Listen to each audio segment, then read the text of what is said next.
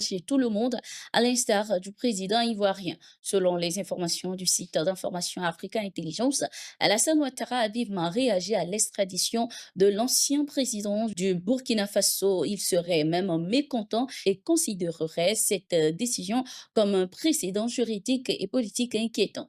De son point de vue, cette extradition ouvre une brèche dangereuse. Elle pourrait, selon lui, conduire à ce que d'anciens dirigeants ou dissidents exilés dans la sous-région soient livrés à leur pays d'origine sur simple demande, surtout si celle-ci émane d'un État membre de l'Alliance des États du Sahel, l'AES. Abidjan estime également que cette extradition renforcerait la pression sur les États qui accueillent pour des raisons politiques ou sécuritaires des ressortissants recherchés par leur pays d'origine.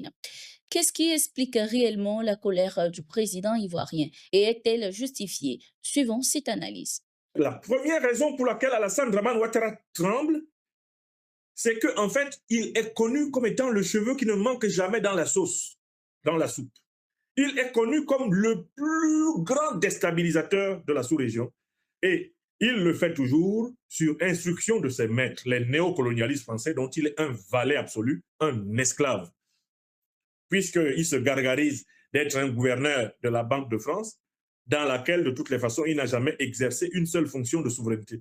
La Banque de France, comme on l'entend très bien, étant la banque de la République française, pas la Banque des Africains.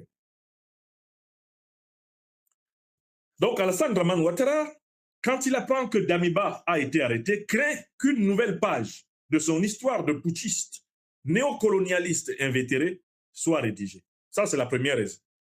Mais il y a une deuxième raison pour laquelle il panique, c'est que les éléments qui sont à la disposition de la justice burkinabé et qui ont été mis à la disposition de la justice togolaise indiquent que les principales sources de financement et les fournitures d'armes qui devaient être utilisées pour assassiner le président du Faso, Ibrahim Traoré, et restaurer un régime néocolonial à Ouagadougou, tout cela a été préparé et financé, et tout cela a été projeté sur le sol burkinabé à partir de la Côte d'Ivoire de Ouattara. Pourquoi Alassane Draman Ouattara panique-t-il? Parce qu'il craint un nouveau grand déballage de sa vilainie, de sa méchanceté, de sa perfidie, de sa perversité.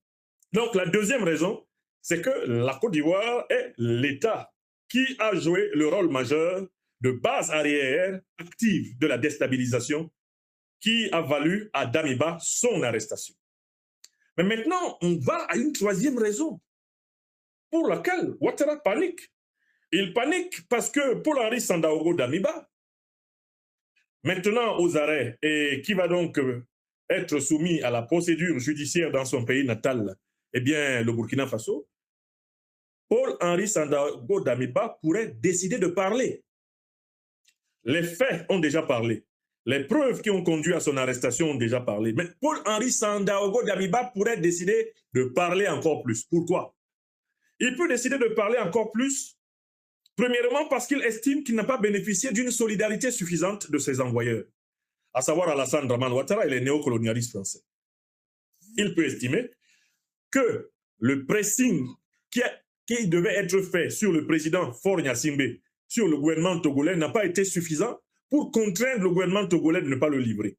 Il peut estimer que ses maîtres, les néocolonialistes français, et leurs sous-fifres de la CEDEAO ont été ingrats envers lui. Parce qu'après tout, Paul-Henri Sandaogo Damiba est un soldat du néocolonialisme français et de l'impérialisme occidental. C'est un valet à la Ouattara des intérêts étrangers et contraires à l'Afrique.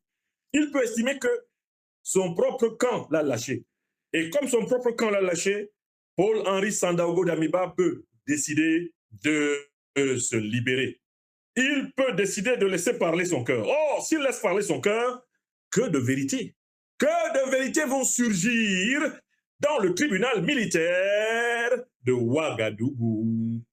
Mais Damiba pourrait non seulement entièrement et complètement mouiller Ouattara, mais il pourrait mouiller les alliés de Ouattara dans la sous-région et à l'international.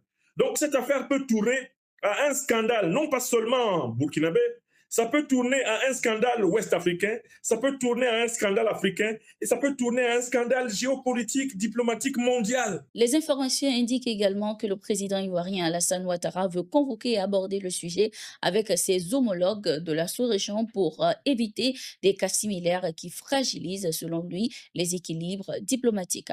Rappelons que la Côte d'Ivoire et le Burkina Faso sont en tension depuis des années sur plusieurs sujets. Le principal point de friction est l'accusation des autorités burkinabées selon laquelle la Côte d'Ivoire abriterait des bases terroristes visant à déstabiliser la sous-région. Notons également que la Côte d'Ivoire, qui accueille l'ancien président Blaise Compaoré, a toujours refusé de l'extrader vers le Burkina Faso pour qu'il réponde de ses actes dans l'assassinat de Thomas Sankara. Nous restons toujours en Côte d'Ivoire. Le président ivoirien Alassane Ouattara a confirmé ce mercredi 21 janvier la reconduction de Robert Bogré Mambé au poste de Premier ministre. Cette décision met fin ainsi aux nombreuses conjectures sur un éventuel remaniement à la tête du gouvernement ivoirien. L'annonce a été faite par la secrétaire générale de la présidence, Masséré Touré.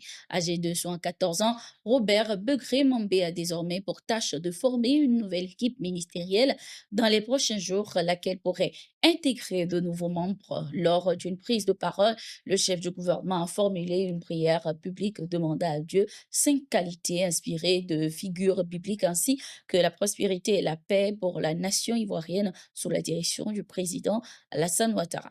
Initialement nommé en octobre 2023, son maintien dans ses fonctions témoigne ainsi de la volonté du chef de l'État ivoirien de privilégier la stabilité selon les analystes et la continuité à l'approche de la fin de son mandat.